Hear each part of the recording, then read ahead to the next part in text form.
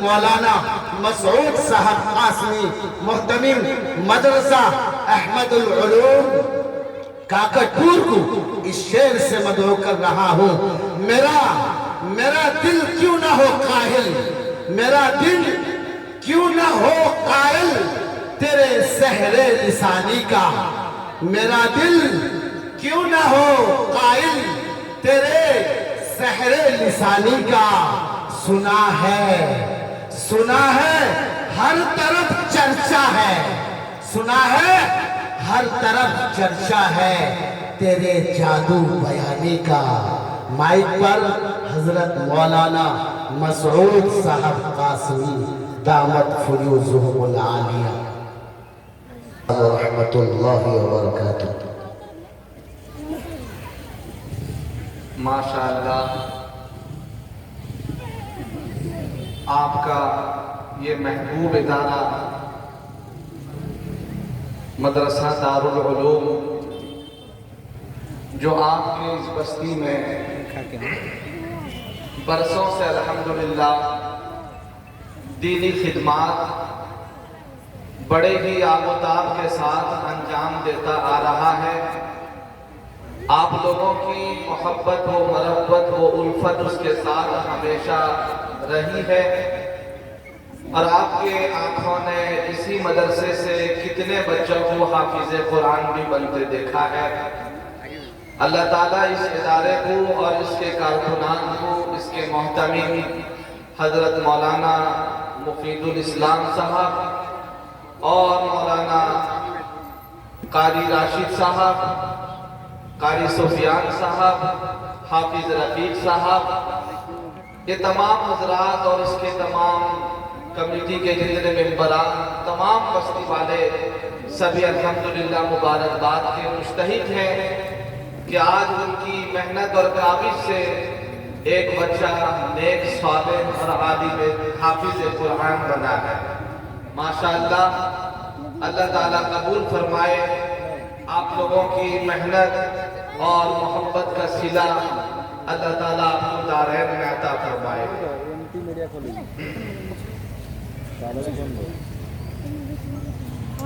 ماشاءاللہ ہمارے مربی اللہ والے ایک بزرگ عالم دین آج ہم سب کے سامنے جلوہ افروز ہیں، اللہ تعالیٰ ان کی عمر میں برکت عطا فرمائے، حضرت کا سایہ ہم سب کے اوپر دائر قائم و دائم فرمائے،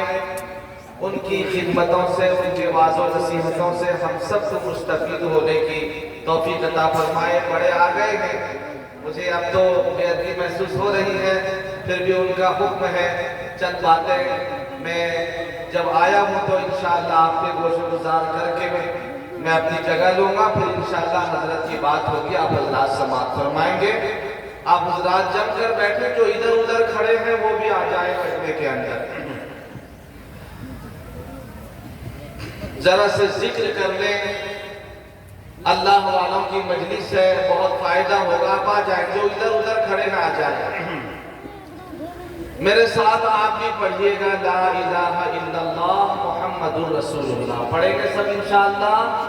ہاتھ اٹھا کر کہیں انشاءاللہ، اللہ سب کو توفیق دے، جم کر پڑھیں گے کہ بولو لا الہ الا اللہ، لا الہ الا اللہ، لا الہ الا اللہ، لا الہ الا اللہ۔ آپ بھی پڑھیے گا زور سے کہ کوئی بتائے دریاؤں کو ایسی روانی کس نے دی، کس نے چمکتا دن بخشا ہے، رات سہانی کس نے دی، ننھے منھے پودوں کو گلشن میں جوانی کس نے دی، وہ یکتا قدرت بھی یکتا، یکتا ہے میرا اللہ، لا الہ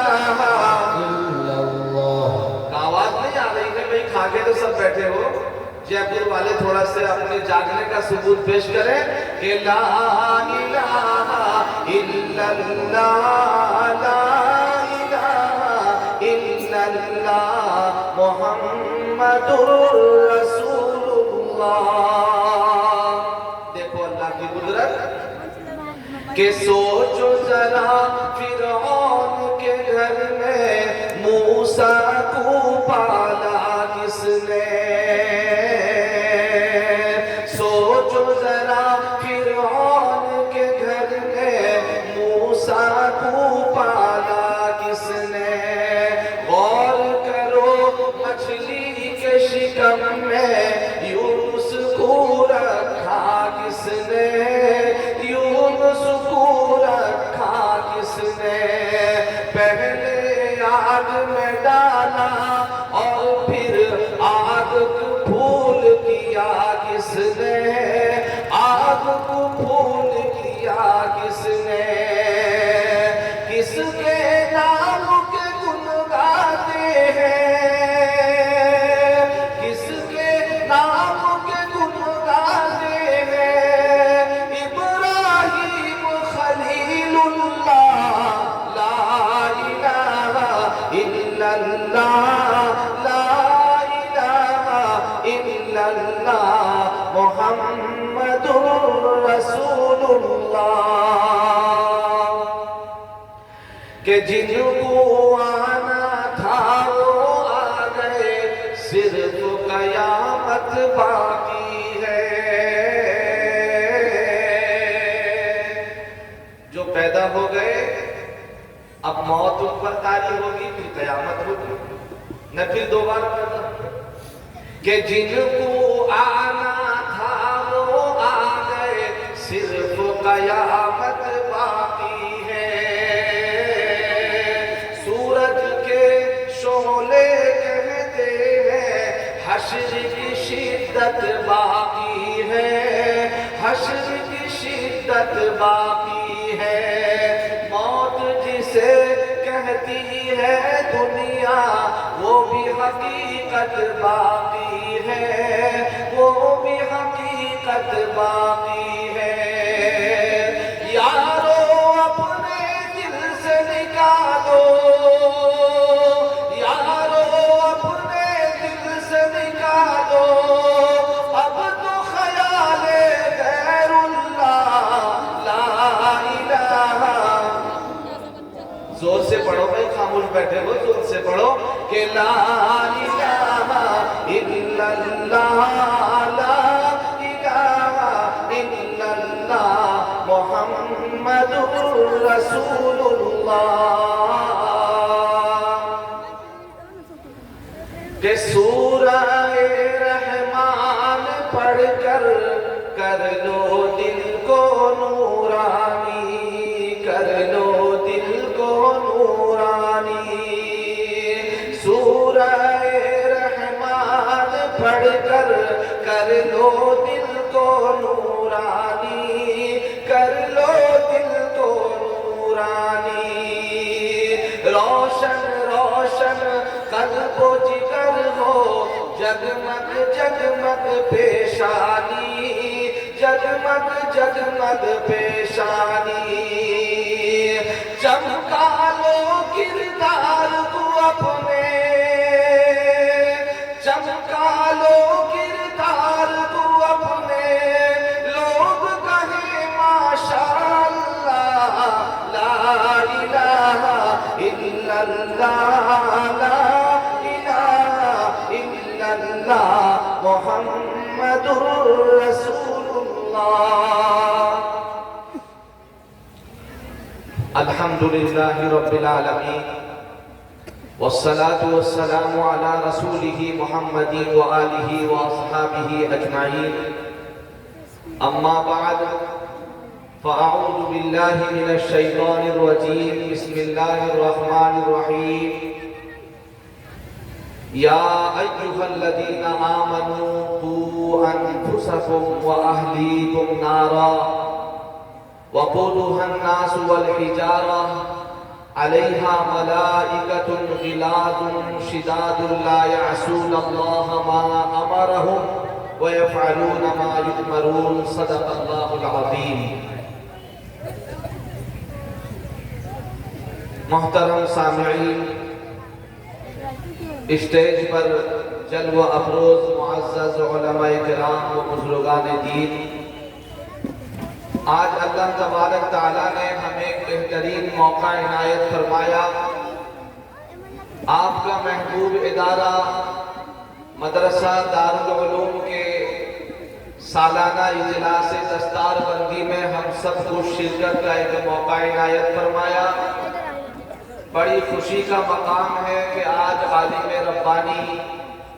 عالم دین حضرت مولانا عباد الرحمن صاحب دامت برکاتہم العالیہ ہمارے درمیان تشریف فرما ہے۔ انشاءاللہ حضرت کی باتوں سے ہم اپنے دل کو منور فرمائیں گے۔ بس حاضری ہوئی تھی تو دو چار باتیں آپ کو کہہ کر میں رخصت چاہوں گا۔ قرآن کریم کی جو آیت میں نے آپ کے سامنے تلاوت کی ہے، اس آیت کا تعلق ہمارے معاشرہ، ہمارے سوسائٹی کے اندر آج کل جو پنپتے ہوئے بیماریاں پھیل رہی ہیں، معاشرے کے اندر جو بگاڑ دن بدن پیدا ہوتا جا رہا ہے، اس آیت کا تعلق میرے دوستو ہمارے ان تمام حالات سے متعلق ہے۔ آج اگر صحیح معنی میں ہم اپنے بچوں کی طرف توجہ نہیں دیں گے، اپنے بچوں کے مستقبل کا خیال نہیں رکھیں گے، ان کے عاقبت کو سنوارنے کی ہم فکر نہیں کریں گے، یاد رکھو آج باطل نے جس قدر محنت جاری رکھی ہے ہمیں دین سے دور کرنے کے لیے، قرآن سے دور کرنے کے لیے، اللہ والوں سے دور کرنے کے لیے انتھک کوشش جاری رکھی ہے، اور ہر وہ چیز جو ہمارے ایمان کو تباہ و برباد کرنے والی ہے سب کو اپنے میدان میں بروئے کار لا چکا ہے۔ اگر ہم لوگ متوجہ نہیں ہوئے اور ہم اندر سے صحیح معنی میں تیار نہیں ہوئے، یاد رکھو جتنا رسمی رواج، جتنا رسمی جلسہ ہو جائے، جتنا بھی کہنا سننا ہو جائے، جتنا بھی میرے دوستو کہا سنا جائے، اگر عملی طور پہ ہم اس کو نہیں لائیں گے، یاد رکھو ہماری نسلیں تباہ و برباد ہو جائیں گی۔ قرآن کریم کے اندر اللہ نے فرمایا کہ یا ایھا الذین آمنوا علیکم انفسکم، کہ اے ایمان والو تم اپنے اصلاح کی فکر کرو، اپنی اصلاح کو اپنے اوپر لازم پکڑ لو۔ ہر آدمی کوشش کرے، جوان بھی کرے، بوڑھا بھی کرے، مرد بھی کرے، عورت بھی کرے، شہری بھی کرے، دیہاتی بھی کرے، میرے دوستو محلوں میں رہنے والا بھی کرے، جھوپڑ میں رہنے والا بھی کرے، ہم سب کی ذمہ داری ہے۔ اگر ہم صحیح معنی میں اپنے اصلاح کو لازم نہیں پکڑیں گے، آج میری انگلیاں دوسروں پر اٹھ رہی ہیں،